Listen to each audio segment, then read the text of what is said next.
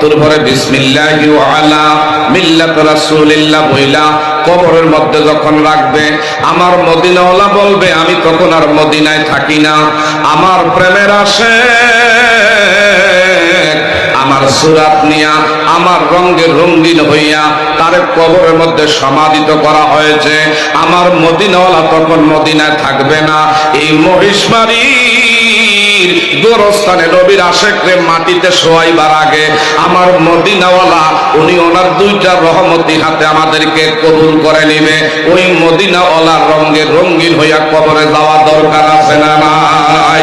আর একটু ধরে বলেন, ওই মদিনাওয়ালার পাগল আমি আপনি হতে চাই কি চাই না? দুনিয়ার পাগল দেখবে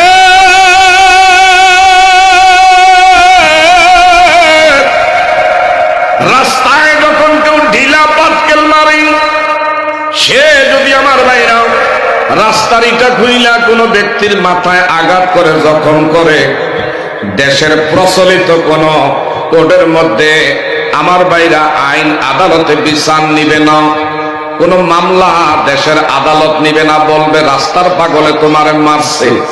তোমাকে যদি বিশেষ করে একবারে স্পট ডেট করে ফেলতো, তারপরও দেশের বাবারা বন্ধুরা আদালতে বিচার হবে না, কারণ রাস্তার পাগল তার সেন্স ঠিক নাই, মাথা ঠিক নাই।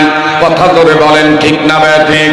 দুনিয়ার রাস্তার পাগল যদি কারো উপর আক্রমণ করে, দুনিয়ার বিধানে দুনিয়ার কোর্টে দুনিয়ার আদালতে যদি মামলা না হয়, আমার নবীর প্রেমের যদি পাগল হইয়া আমি আপনি যদি কবরে যাইতে পারি, হাসরে মিজানে ফুলসরাতের মধ্যে যদি থাকতে পারি, কোন পাগলের নবীর প্রেমের পাগলের কোনো বিচার নাই।